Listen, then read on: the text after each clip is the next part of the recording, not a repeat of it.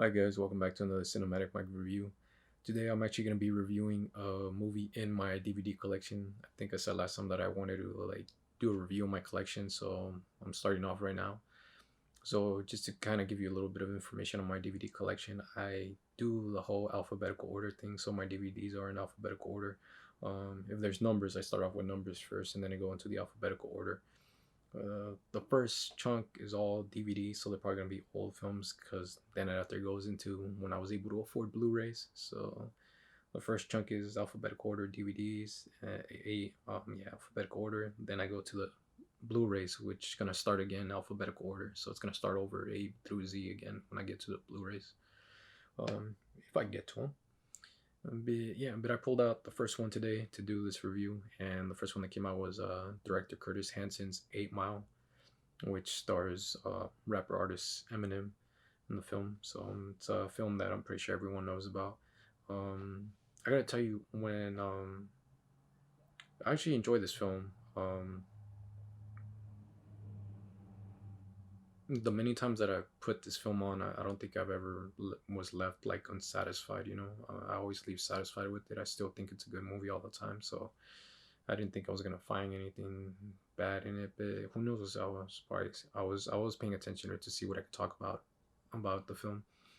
And you know what? All right, before I even put the film on, I was thinking about something, and I was like, oh, there is something that I liked about this film that I remember, and it came to my head, and I'm like, I think it was the cinematography. And then right when I put the film on, it right in the restroom and all that, with the lighting and all that, and it has this greenish like gritty tone to it. I was like, yeah, there it is. The cinematography by Rodrigo Prieto, which is a cinematographer who just did The Irishman and has worked with Alejandro Inarritu and Amores Perros and many others. I think he's a good cinematographer. And I didn't know it was him. I had to look up who was the cinematographer on this film because I really like the cinematography work in it, the lighting, especially in the restroom and all the lighting outside and the location of the rap battles and all that. Yeah, everything, every scene is lit really well. I like what it brings out. Um, the other thing that I liked about in the restroom that I paid attention to is the production work in it. I guess you would say like the mise en scène that helps out the story is like in the restroom you got like taggings on the wall. It's like dirty, it's filthy, it feels like really run down. It feels kind of dangerous too. But it goes to the character that Eminem's playing, which is B Rabbit. He lives in a poor neighborhood. This is his lifestyle. This is where he grew up. For him, it's comfortable. Someone who hasn't lived through that probably would be uncomfortable. So I like how it helps out his story. His world and all that. Um, so the production, the lighting is great. One thing I liked about the beginning is that B Rabbit's rapping to himself in the mirror, looking at himself. I think he's trying to see the person who he wants to be, the person that wants to be on stage in front of everyone, wants to get the applause by everyone, wants to know that he is a good rapper, you know.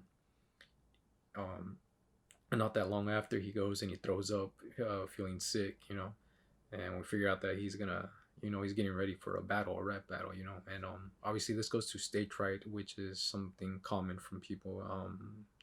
I have stage fright a lot. Pretty sure some of you guys have stage fright. It's uncomfortable feeling, man, especially when it's one on one and then the whole crowd's gonna be watching you. I mean, if it was probably a group, it'd probably be fine. But like one on one, all eyes are like on you and this one guy. Like, man, if you do something wrong, it's all gonna be looked at you because you two are the spotlight right there. So you end up sympathizing for this character of B Rabbit. Kind of there. The other thing that helps you sympathize with him, which I think the film does really well, is these little subtle things that represent what would you say, poverty. Like he's poor. He's really poor. He carries a bag. He has a conversation outside, and not that long after the opening, with his friends, that he had to give his ex-girlfriend the car because she said she's pregnant. He doesn't have a car now. He felt bad, so he had to give her the car. And then they tell him that, oh, so you're gonna go back to your mom's. He doesn't have a place to live. He probably lived with the girl, but now he's gonna go to his mom's because they're not together. He has no car. He goes to his mom. He finds his mom sleeping with her boyfriend. When they come out, she asks him, "Why couldn't you knock or call?" And he says, "I called, but the phone was disconnected." another thing that's representing the poverty that him and his family have gone through or go through still. I mean, the phone's disconnected. He has no car. He carries his clothes in a black bag.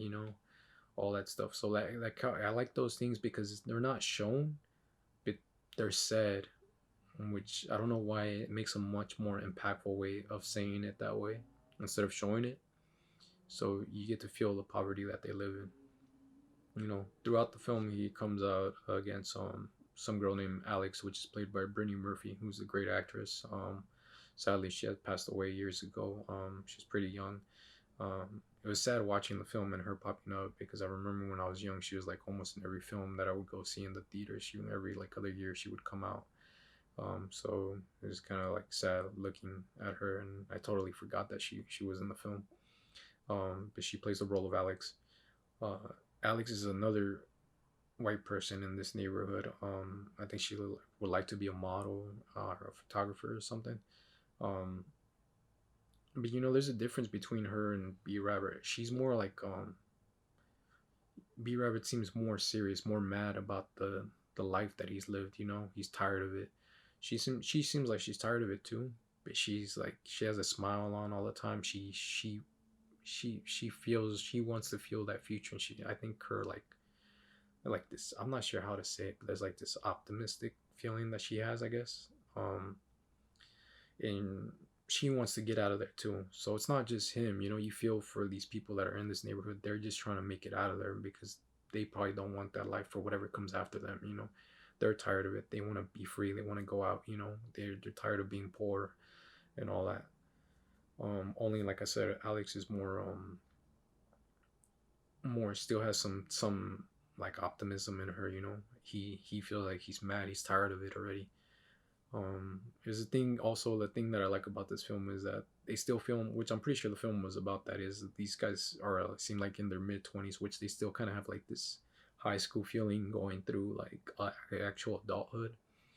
And it does feel like there are times where B Rabbit gets upset talking about how they all just talk shit all the time. They don't do shit. They just say shit but don't even end up doing it, which is true and can relate. Sometimes we say all these things when we're young and all that, saying that we're gonna do this and that, and we don't end up doing it. We just keep talking about it and nothing happens. And I think B Rabbit's at a point where he's realizing that and seeing it himself, and he doesn't want to do that. He actually wants to do something about it already. He doesn't want to talk about it. He wants it to actually happen already. But his friends are still kind of childish in a way. They even start arguing over stupid things when one of their friends, Cheddar Bob, gets shoots himself. There's another thing about that is that there's a lot of comedy in it too, little comedic stuff in it that's really entertaining. It keeps you on the entertaining the film because of these little comedic parts, which don't go overboard either. But they're funny. So it's a funny film also. Um, the music also in it is good. Obviously, Eminem did it. The little themes and all that. I enjoy the themes. Obviously, everyone knows "Lose Yourself." It's a popular song. I liked it a lot when I was younger. Around the time when this movie came out, it's really good. I still think it's a good song, but I'm to be honest with you, I'm kind of tired of it already. So in these past years, every time that comes on, I switch it because I'm kind of tired of it from hearing it so much and how popular it is. Um, but yeah, so there's those things.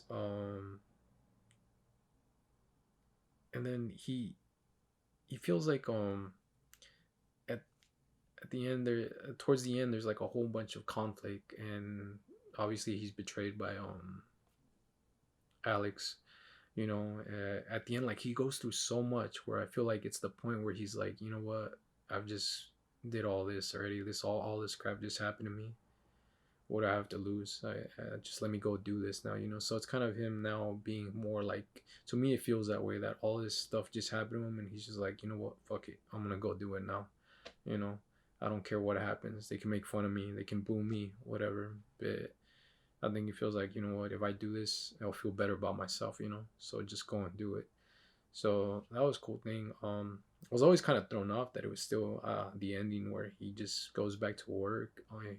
But then there's that conversation where he talks with Future, where he says, I just got to do me. Where I think he wants to make it on his own. He wants to feel it that way or something. He has to just take care of himself or something. So yeah, because I was always kind of like, I didn't understand like the ending, but now I kind of see and kind of see what it is with the ending. So yeah, I still think it's a good film. All those things I talked about, cinematography, the poorness, the friends. Um, there's something else I wanted to touch up on right now. Oh yeah, Eminem. The actors are good in it. I know the actor that plays Cheddar Bob. I like him. Mackay Pfeiffer. I haven't seen him in much, which is funny because I saw him in this film and I remember he is in this film, and I don't know why he hasn't done much films. I think he's a pretty good actor. Um, Brittany Murphy's great. Obviously, Kim Basinger and Michael Shannon, which is a freaking phenomenal actor. Especially having those two as a couple, like those two are like big stars right there. And I'm like, damn, that's good that they had them, and they still do good in the film, and they give great performances, each of them. Basically who they are. These great actors. So it's pretty cool that Eminem got to do that. Eminem, I think he's a great actor. I always thought he was a great actor because of this film. Obviously, he never did another film besides like little cameos, probably. But I remember people were talking about how he's gonna do Elysium, and I was getting excited that he might be like the character in that film. And obviously, Matt Damon replaced him. And same thing I think happened with Southpaw, which Jake Gyllenhaal ended up taking over. So it's always like that like wanting to see what he would do next and all that. But he's probably one of those guys that probably doesn't want to be one of those artist rapper turned into actor, and probably so.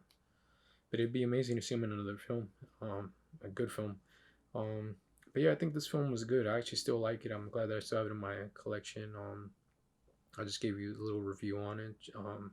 So if you guys have anything to say to me, something I missed out on, or how do you feel about the film, let me know. Um, but yeah, that's my first DVD collection is 8 Mile, so I recommend it.